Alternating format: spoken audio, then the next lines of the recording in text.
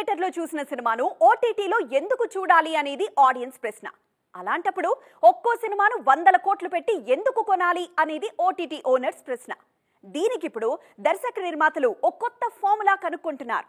OTT market పెంచుకోవడానికి makers follow అవుతున్న ఆ ఫార్ములా ఏంటో ఎక్స్క్లూజివ్ స్టోరీలో చూద్దాం. ఒకప్పుడు సినిమాలకు కలెక్షన్స్ పెంచుకోవడానికి విడుదలైన 2-3 వారాల తర్వాత కొత్త సాంగ్ యాడ్ చేయడమో లేదంటే సీన్స్ కలపడమో చేసేవాళ్లు దర్శక నిర్మాతలు. ఇప్పుడు ఓటీటీ మార్కెట్ కోసం కూడా ఇలాంటి జిమ్మిక్కులే చేస్తున్నారు మేకర్స్. ఓటీటీ కోసం సెపరేట్ ఎడిటెడ్ వర్షన్స్ సిద్ధం చేస్తున్నారు. ఓటీటీని తక్కువగా అంచనా వేయడానికి లేదిప్పుడు. వందల కోట్ల వ్యాపారం అది. నిర్మాతలకు అదనపు ఆదాయం కూడాను. మరి అన్ని కోట్లు ఇస్తున్నప్పుడు సేమ్ సినిమా ఎందుకు ఇవ్వాలి? ఇదే ఆలోచిస్తున్నారు మేకర్స్ ఇప్పుడు. థియేటర్లలో చూసినోళ్లు కూడా ఓటీటీలో ఫ్రెష్ ఫీల్ అవ్వాలని కొత్త మంత్రంతో వస్తున్నారు. వెండితెరపై చూడని బొమ్మను బుల్లితెరపై చూపిస్తున్నారు.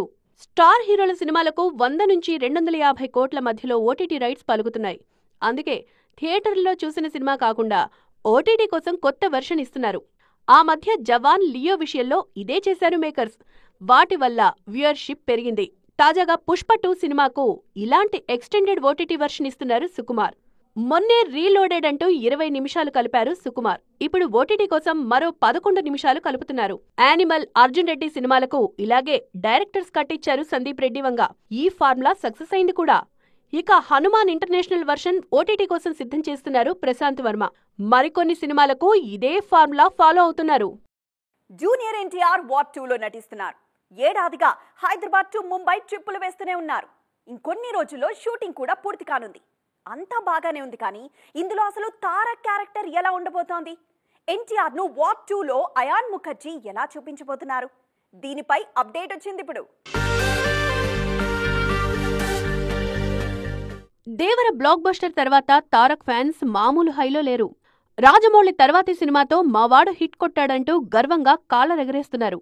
ఇప్పుడు వార్ 2తో బాలీవుడ్ ను కూడా కుమ్మేయాలని చూస్తున్నారు తారక్. హృతిక్ రోషన్ లాంటి హీరో ఎదురుగా ఉన్నా తారక్ ను తక్కువగా అంచనా వేయడానికి లేదు. వార్ 2లో హృతిక్ రోషన్ కంటే జూనియర్ ఎన్టీఆర్ క్యారెక్టర్ మరింత ఛాలెంజింగ్ గా ఉంటుందని తెలుస్తోంది. కబీర్ గా ఇప్పటికే వార్ ఫ్రాంచైజీలో హృతిక్ క్యారెక్టర్ పై ఓ క్లారిటీ ఉంది, కానీ తారక్ పాత్రపై క్లారిటీ లేదు. ఇందులో junior NTR character negative shade లో ఉండబోతుందని తెలుస్తోంది. గతంలో జైల్ అవకుశలో తారక్ ఈ తరహా పాత్ర చేశారు. వార్ 2లో దేశం కోసం ప్రాణాలిచ్చే సైనికుడిగా ఉన్న తారక్ ఆ తర్వాత ఎందుకు నెగటివ్ షేడ్స్ లోకి మారిపోయారనేది ఆసక్తికరంగా ఉండబోతోందని తెలుస్తోంది. వార్లోనూ టైగర్ ష్రాఫ్ పాత్ర ముందు హీరోగా ఉండి చివరికి నెగటివ్ షేడ్ లోకి మారుతుంది. వార్ 2లోనూ ఇదే ఫార్ములా అప్లై చేస్తున్నట్టు తెలుస్తోంది. చూడాలిక వార్ 2తో తారక్ ఏం చేయబోతున్నారో. అదేంటో కానీ సమ్మర్ వదిలేయడాన్ని మన హీరోలు ఏదో ఫ్యాషన్ గా ఫీల్ అవుతున్నట్లున్నారు.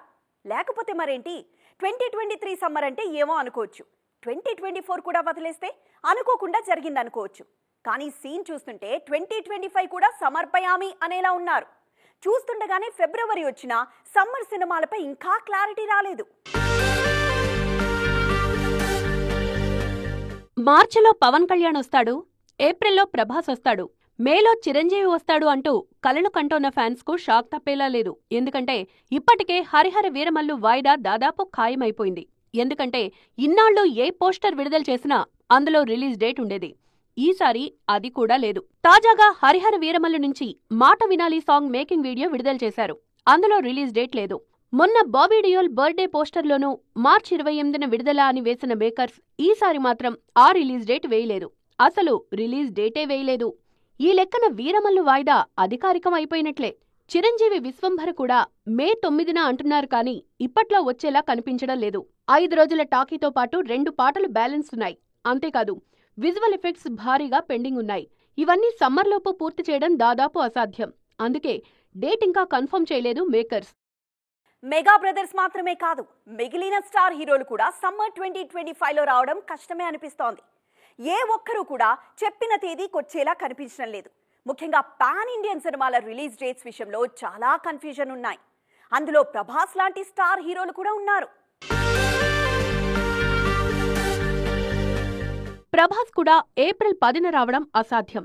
ఇప్పటికే రాజాసాబ్ వాయిదా ఖరారైపోయింది. కాకపోతే అక్కడి నుంచి అధికారిక సమాచారం రాలేదంతే. ఈ సినిమా షూటింగ్ పూర్తి కావచ్చినా విఎఫ్ఎక్స్ వర్క్స్ పెండింగ్లో ఉన్నాయి. ఇవన్నీ అవ్వడానికి కనీసం 3 నెలలు పడుతుందని అంచనా. దాంతో 2025 సమ్మర్కు మరోసారి కష్టకాలమే. పరిస్థితులు చూస్తుంటే ఈ సమ్మర్ భారం కూడా నాని, విజయ్ దేవరకొండపైనే పడేలా ఉంది. మార్చి 28న నితిన్ రాబిన్హుడ్, 29న మ్యాడ్ స్క్వేర్తో ఈ సమ్మర్ షురూ కానుంది. ఆ తర్వాత ఏప్రిల్ 10న సిద్ధు జొన్నలగడ్డ జాక్ విడుదల కానుంది. ఇక ఏప్రిల్ 10న అనుష్క ఘాటీ రానుంది. అదే రోజు రావాల్సిన తేజ సజ్జా మిరాయ్ వాయిదా పడేలా కనిపిస్తోంది. ఇక ఏప్రిల్ 25న కన్నప్పతో మంచు విష్ణు వస్తున్నారు. మే బాధ్యతంతా నాని తీసుకుంటున్నారు.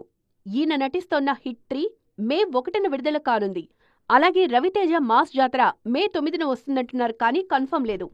ఇక మార్చి 28 నుంచి వాయిదా పడ్డ విజయ్ దేవరకొండ వీడి 12 మే 30న వస్తుందంటున్నారు, కానీ వచ్చే వరకు అనుమానమే. ఎలా చూసుకున్నా 2025 సమ్మర్ సీజన్ అంతంత మాత్రంగానే కనిపిస్తోంది. భారీ బడ్జెట్ పెట్టినప్పుడు రిస్క్ కూడా భారీగానే ఉంటుంది. సినిమా ఆడితే ఓకే, లేదంటే మాత్రం నిర్మాతలకు చుక్కలే. అందుకే ఓవైపు పాన్ ఇండియన్ సినిమాలు నిర్మిస్తూనే మరోవైపు పెద్ద బ్యానర్స్ అన్ని మీడియం రేంజ్ హీరోలతో సినిమాలు నిర్మిస్తున్నాయి. అలా చేయడం వల్ల రిస్క్ తక్కువ, లాభం ఎక్కువ.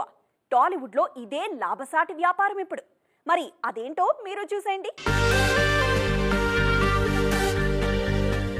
టాలీవుడ్ లో పెద్ద బ్యానర్స్ అన్ని భారీ సినిమాలతో పాటు మీడియం రేంజ్ సినిమాలకు అదే ఇంపార్టెన్స్ ఇస్తున్నాయి. దిల్ రాజు నే తీసుకోండి.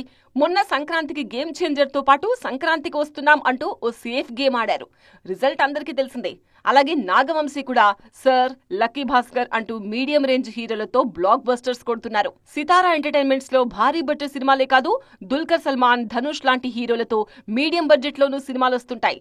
తాజాగా మ్యాడ్ 2తో పాటు వీడి 12, రవితేజ మాస్ జాతర ఈ బ్యానర్ నుంచే వస్తున్నాయి.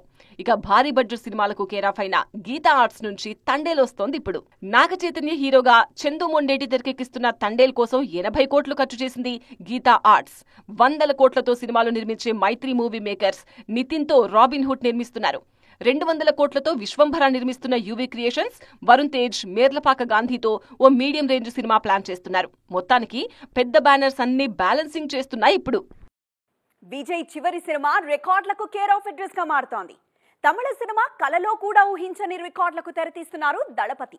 మామూలుగానే ఆయన సినిమాలకు ఆల్ టైమ్ బిజినెస్ జరుగుతుంది. ఇక లాస్ట్ మూవీ అనేసరికి ఎక్కడా తగ్గట్లేదు మేకర్స్. మరి జననాయకంతో విజయ్ సృష్టిస్తున్న రికార్డులేంటి? తమిళంలో విజయ్కున్న మార్కెట్ గురించి చెప్పడానికి ఏం లేదు. ఆయన సినిమా వచ్చిందంటే టాక్తో పని లేకుండా కనీసం 300 కోట్లైనా వసూలు చేయాల్సిందే. మొన్నటికి మొన్న గోట్ తెలుగులో ఫ్లాప్ అయిన వరల్డ్ వైడ్ గా 450 కోట్లకు పైగా వసూలు చేసింది. తాజాగా జననాయకన్ సినిమాతో వస్తున్నారు విజయ్. ఇది తన చివరి సినిమాని ప్రకటించారు దళపతి. ఈ మధ్య రాజకీయాల్లోకొచ్చారు విజయ్. ప్రస్తుతం పాలిటిక్స్ తో పాటు సినిమాతో బిజీగా ఉన్నారు. ఇకపై మాత్రం కేవలం రాజకీయాలే అంటూ క్లారిటీ ఇచ్చారాయన. అందుకే జననాయకన్ పై అంచనాలు భారీగా ఉన్నాయి. ఈ సినిమాను వినోద్ తెరకెక్కిస్తున్నారు. దీనికోసం ఏకంగా 200 కోట్లకు పైగా రెమ్యూనరేషన్ అందుకుంటున్నారు విజయ్. కేవలం రెమ్యూనరేషన్ విషయంలోనే కాదు, బిజినెస్ పరంగానూ విజయ్ చివరి సినిమా రికార్డులు తిరగరాస్తోంది. కేవలం ఓవర్సీస్ లోనే 75 కోట్ల డీల్ కుదిరింది ఈ చిత్రానికి. అంటే బ్రేక్ ఈవెన్ కోసమే 25 మిలియన్ వసూలు చేయాలి జననాయకన్. అలాగే ప్రపంచవ్యాప్తంగా 400 కోట్ల వరకు బిజినెస్ జరుగుతోంది. 2025 సెప్టెంబర్ అని ప్రకటించారు గానీ సంక్రాంతి 2026కి రిలీజ్ అయ్యే ఛాన్స్ ఉంది ఈ సినిమా. ఇది ఈ రోజు ఈటీ ఎక్స్క్లూసివ్. మరిన్ని ఎంటర్టైన్మెంట్ అప్డేట్స్ తో మరోసారి కలుద్దాం. అప్పటి వరకు చూస్తూనే ఉండండి టీవీ9.